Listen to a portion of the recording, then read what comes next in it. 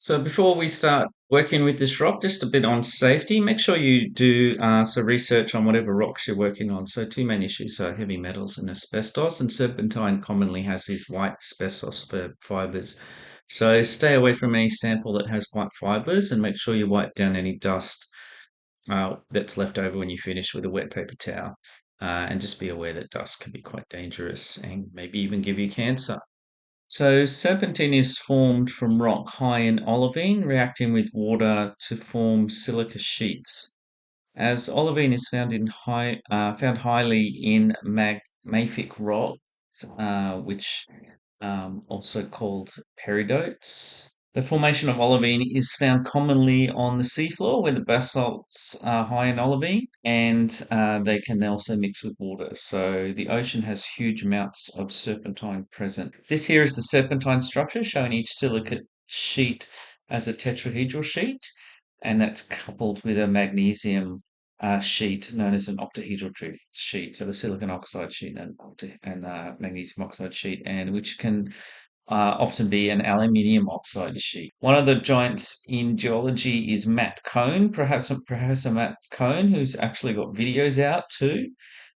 He's like an authority on interpreting the pressure temperature graphs, which we'll talk about later. And he explains how the magnesium oxide and the silicon oxide sheets don't align precisely, so there's a slight bend. And this leads to the different shapes. So the different crystal structures of the same mineral, that term's polymorph. I talked about that previously. And if the sheets roll up, they form tubes. And these are dangerous fibers called chrysotile. And if there is some aluminium replacing the magnesium, then the structure actually lines up in nice flat sheets. And this is called lizardite. And this is key as it's only got weak London dispersion forces holding the sheets together, and so it gives the serpentine that key characteristics of having a waxy, slippery feel as the sheets sort of slide over each other. At higher temperatures, the sheets interlink and flip on formation, and that cause much stronger mineral called antigerite, and these are because there's covalent bonds between them. So the expectation is most of the serpentine is the waxy lizardite. If not, the antigerite might indicate the formation at much deeper depths. So, and any white sort of veins are the fibrous chrysotile. Here's a summary of some alternate crystal diagrams and scanning electron micrographs showing the difference between the slippery lizardite sheets and the strong interlinking antigerite sheets that are in some real rock samples. So the first of the ID is by the key characteristics. So I'm lucky enough to have access to countless rare rock samples that have been collected by geologists over 100 and more years. And so I went back and searched for something waxy, lizard-like, because the samples I originally grabbed didn't have any of that. I didn't notice any of this, and fair enough, there was a classic ideal specimen telling me the difference.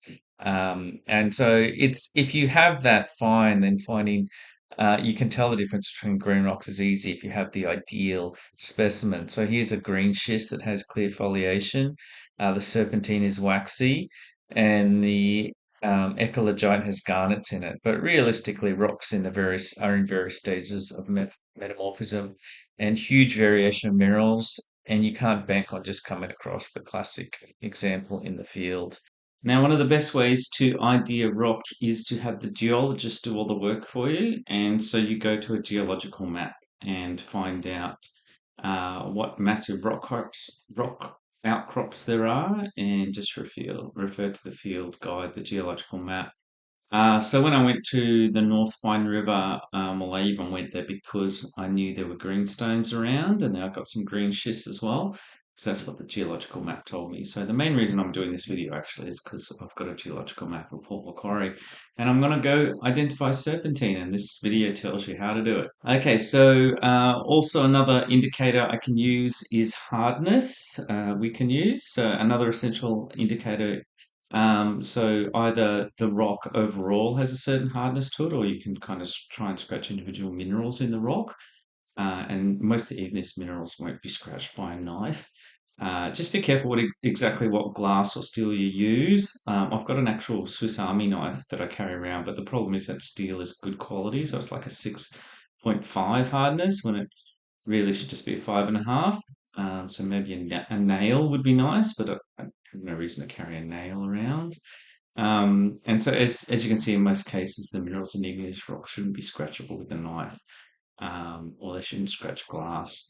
So here are the rock hardnesses, and I've gone ahead and scratched them all. And you can see the serpentine scratch is really easy, and that's just with the crappy scissors. And the serpentine leaves rock pieces all over the bench, so clean that up. The green scripts schist is only just scratching, and that's with the good 6.5 knife.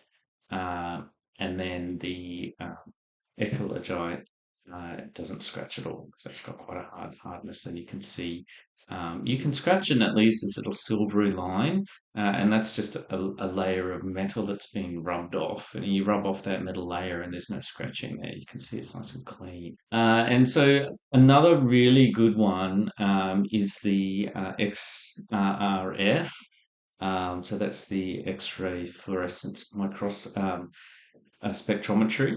Now, these things cost, $20 to $50,000.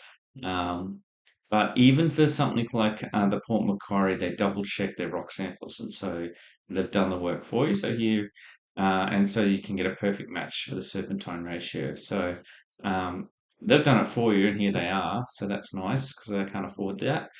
So by comparison to all the other green minerals, you can see it must be serpentine because it's got a really high magnesium content and all the other indicators as well. Um, and also it's soft.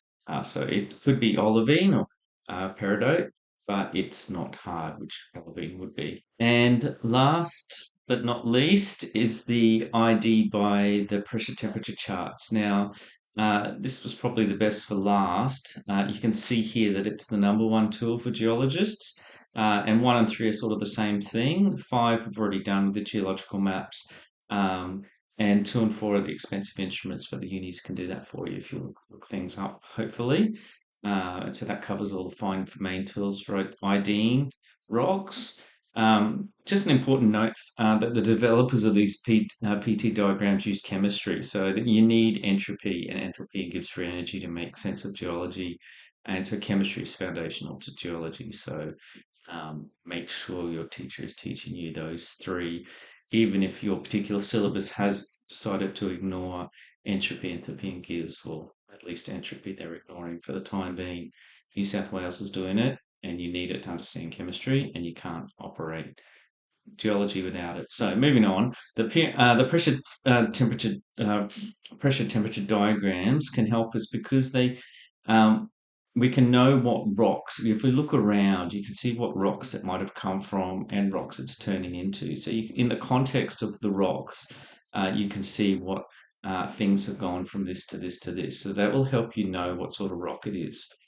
So if you're looking in the area and the rocks you can see near it, it will tell you where it is. So, for example, in Port Macquarie, we're expecting to see blue schist and eclogite, which means you must be in a low temperature, high pressure zone. So that matches ocean subduction settings.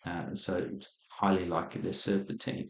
But if I was in, say, North Wine River, where it's more continental and it'd be much higher temperatures and pressures, then the green rock, then those rocks would match a higher temperature pressure, and it'd probably be Greenschist, the green rock that I'm looking at. So all the rocks in that area match that certain metamorphosis pattern. And just as a side note, those gaps.